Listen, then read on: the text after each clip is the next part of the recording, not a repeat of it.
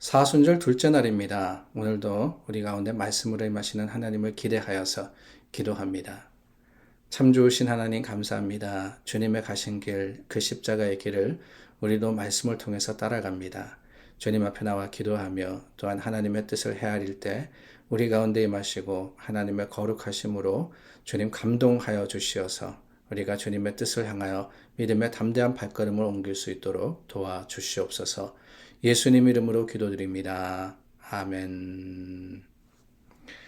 하나님께 찬송 부릅니다. 찬송가 278장입니다. 찬송 278장입니다.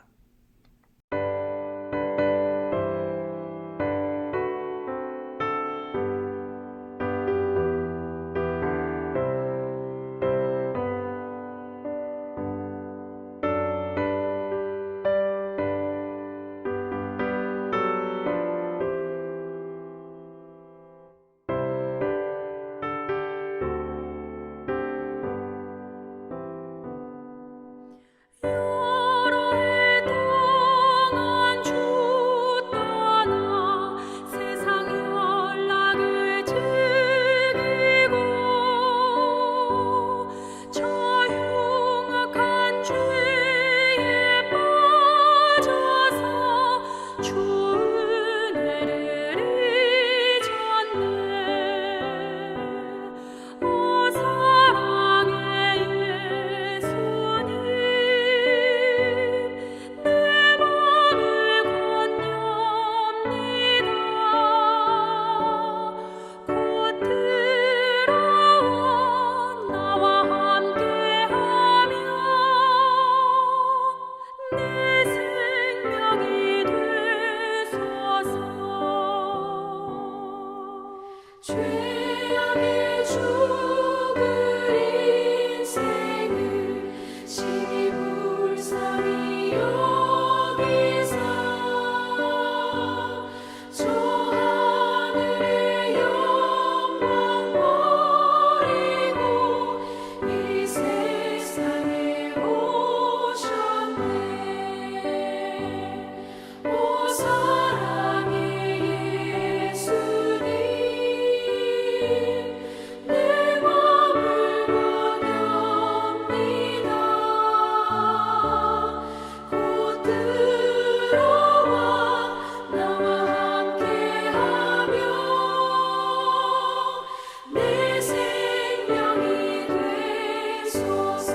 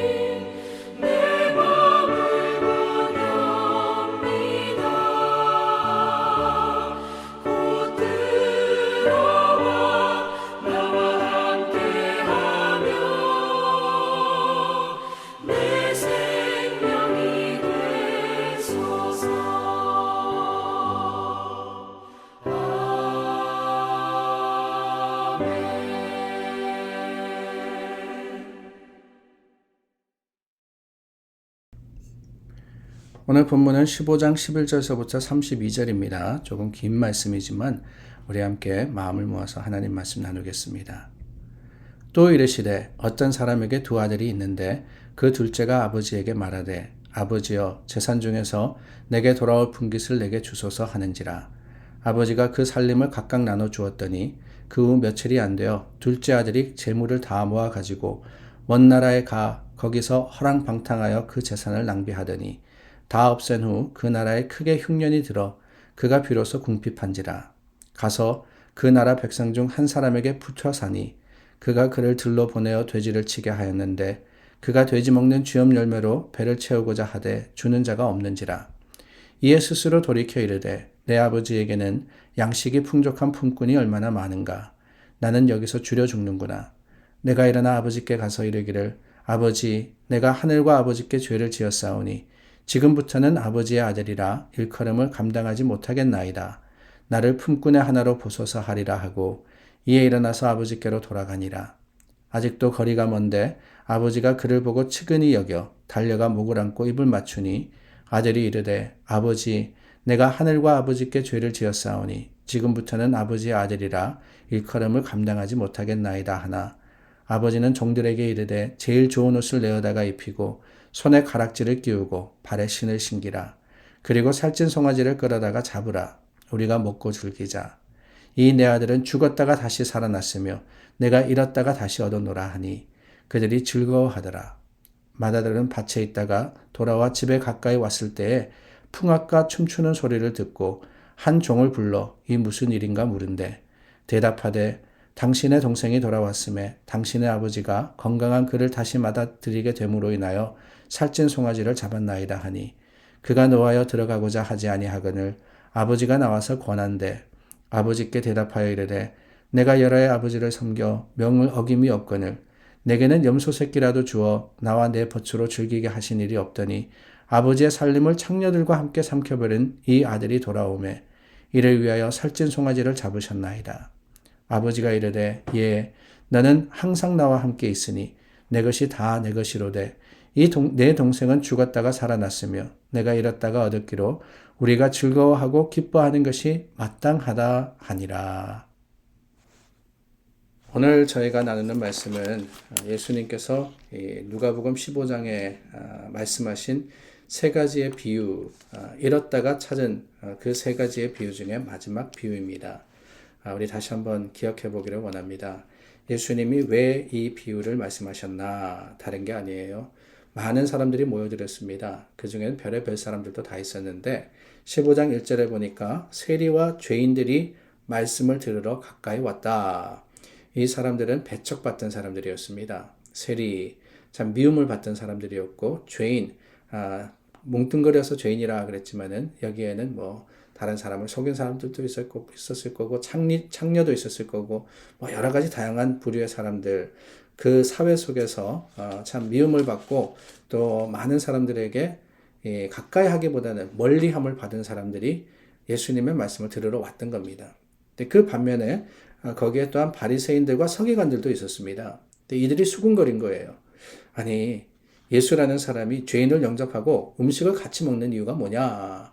율법은 분명히 이런 사람들과 상종하지 말라 그랬는데 라고 했을 때 예수님께서 세 가지의 비유, 잃어버린 한 마리의 양과 또 한 드라크마, 그리고 잃어버린 아들에 대한 이 이야기를 해 주셨던 겁니다. 오늘 저희가 나누었던 말씀은 탕자의 비유라 그래서 우리가 너무나도 많이 들었고 또 잘 알고 있는 말씀입니다. 뭐 구절구절 여러 좋으신 목사님들이 이 말씀을 해석하시고 또한 이 말씀에 교훈을 주신 것을 우리는 기억합니다. 잃어버린 한 사람, 잃어버린 그 한 아들을 위해서 사랑했던 아버지의 마음, 그 아들을 기다렸던 아버지의 마음을 우리는 하나님의 마음으로서 이해하고 하나님께서 오늘 탕자와 같은 우리를 기다리시고 인내하심을 감사하며 이 말씀 속에서 다시 한번 소망하게 되는 거예요. 그런데 여러분, 저는 항상 이 말씀을 읽을 때마다 사실 이 이야기의 주인공은 아버지와 집을 떠났던 아들이죠. 그런데 거기에 조연이 한 사람이 있습니다. 다름이 아니라 바로 큰 아들이었습니다. 큰 아들이 이 어떤 일을 했느냐 가만히 살펴보면은요. 먼저는 제가 잘 생각하지 못했던 것 중에 하나가 뭐냐. 둘째가 아버지의 재산 중에 내게 돌아올 분깃을 나눠달라 그랬습니다. 그거 가지고 이제 먼 나라에 가겠다는 거죠. 그럴 때 아버지께서 어떻게 하셨느냐. 아버지가 12절에 보니까 그 살림을 각각 나눠 주었더니 그랬습니다. 각각 나눠 주었더니 이 말씀은 뭐냐? 율법대로 규례대로 큰아들과 작은아들에게 그들의 몫대로 나누어 줬다라는 거예요. 그러니까 사실 가만히 생각해 보면은요. 작은아들은 자기가 받을 것, 작은아들로서의 분깃을 받아가지고 가서 다 허랑방탕했습니다. 근데 자기 거예요. 어차피 자기가 받을 것을 가서 다 쓴 겁니다. 큰아들은 그렇다면은 작은아들에게만 주고 큰아들은 받지 못했느냐? 그것도 아닙니다. 각각 나눠줬다 그러지 않았습니까? 각각 나눠줬다. 그러니까 큰아들도 받을 거 받은 거예요. 계산 끝났습니다. 다르게 이야기하면은 끝이에요. 그런데 그 다음에 벌어지는 일들, 이 일들로 인해서 큰아들이 어떻게 하느냐? 눈에 들어오는 말씀은 28절 말씀입니다. 그가 노하여. 왜 노했느냐? 다른 게 아닙니다. 작은 아들이 분깃을 가지고 갔냐? 자기가 덜 받았냐? 더 받았냐? 이런 게 중요한 게 아니었어요. 하나, 29절 말씀입니다. 여러 해 아버지를 섬겨 명을 어김이 없거늘 내게는 염소 새끼라도 주어 나와 내 벗으로 즐기게 하신 일이 없더라. 나는 잘했다는 거예요. 그런데 칭찬 한번 듣지 못했다. 이게 문제입니다. 이 말씀을 읽으면서 저는 회개했습니다. 다른 게 아니라 우리 교회에도 참 묵묵히 잘 섬기시는 많은 분들이 계시거든요. 근데 그분들한테 참 수고 많으셨습니다. 잘하셨습니다. 이런 분들이 이 큰 일을 하셨습니다. 제가 자랑하고 칭찬한 일이 별로 없어요. 가만히 생각해 보니까 참 수고하신 분들이 많은데 그분들의 수고를 교회에 알리고 광고하고 그리고 드러냈던 일들이 그렇게 많지 않았던 것 같습니다. 혹시라도 섭섭하지 않으셨을까 걱정이 되는데요. 문제는 뭐냐? 그래요. 섭섭함 때문에 이 아들은 성을 냈습니다. 노하였습니다. 그 섭섭함이 어디까지 번져가느냐? 이게 문제예요. 아버지의 살림을 창녀들과 함께 삼켜버린 이 아들이 돌아오매 이를 위하여 살찐 송아지를 잡으셨나이다. 어떤 아들입니까? 창녀와 함께 아버지의 살림, 자기 분깃으로 받은 것을 다 허랑방탕한 아들입니다. 다 잃어버린 아들이에요. 근데 여러분, 저는 이 말씀을 읽으면서 그런 생각을 해봤어요. 아니, 창녀들과 함께 삼켜버린 이 아들. 어떤 분은 그렇게 해석을 합니다. 이 큰아들이 좀 과장을 했다고 말입니다. 사실 그 앞에 보면은 작은 아들이 허랑방탕했다고만 하지 뭐 창녀들에 대한 이야기나 이런 것들은 없거든요. 그런데 큰아들은 그냥 과장해가지고 창녀들과 함께 다 먹어버렸습니다. 이렇게 이야기했다고 이야기합니다. 근데 저는 가만히 생각해 보니까 그것보다는 큰 아들은 작은 아들의 소식을 알고 있지 않았을까 하는 생각이 들더라고요. 소문을 들었던 거예요. 작은 아들이 이렇게 산다라고 말입니다. 작은 아들이 동생이 허랑방탕했다라는 소문을 들으면서 또 어떤 소문까지 들었겠습니까? 그 아들이 죽게 되었다까지 들을 수 있지 않았겠어요? 먹을 것이 없어가지고 쥐염 열매로 배를 채우고자 했지만은 그것마저도 먹을 수 없었다라는 소식이 큰아들에게 전해지지 않았겠냐 하는 거예요. 그런데 여러분, 어떻습니까? 큰아들이 어떤 일을 합니까? 아니에요. 전혀 모른 척 합니다. 왜요? 상관없는 일이었거든요. 자기는 자기 것을 받았습니다. 작은 아들이 어떻게 되는지 간에는 상관이 없는 일이 되어버린 거예요. 그러다가 막상 작은 아들이 돌아와서 다시 자리를 차지하니까 그 모습을 보고 화를 내는 겁니다. 큰아들이 손해본 것은 아무것도 없죠. 가만히 생각해 보면은. 근데 그럼에도 불구하고 남이 잘 되는 것을 보면서 배 아파하는 것. 그게 우리의 악한 모습이 아닌가 하는 생각이 듭니다. 바리새인들과 서기관들. 그래요. 누가 뭐라 그럽니까? 그들 믿는 대로 행하고 잘했으면은 그들에게도 천국이 주어져요. 그러나 그들의 문제는 뭐냐? 세리와 죄인들, 자신들보다 못하다고 여겼던 사람들이 구원을 받는 거, 주님께 나오는 거, 그것을 시기하고 질투했을 때 주님은 잃어버린 것의 비유를 통해서 그들을 책망하지 않으실 수가 없었던 겁니다. 사랑하는 여러분, 우리는 누구입니까? 어쩌면 교회에 있는 우리는 먼 나라에 갔던 작은 아들보다는 큰 아들에 가깝지 않나 하는 생각이 들어요. 그 큰 아들, 시기와 질투했습니다. 내가 오랫동안 세운 교회인데, 내가 오랫동안 지킨 자리인데, 내가 오랫동안 해왔던 일인데, 그걸 바꾸려고 하고, 또한 그것을 침범하려고 해. 이런 마음이 혹시 우리 가운데 있지는 않습니까?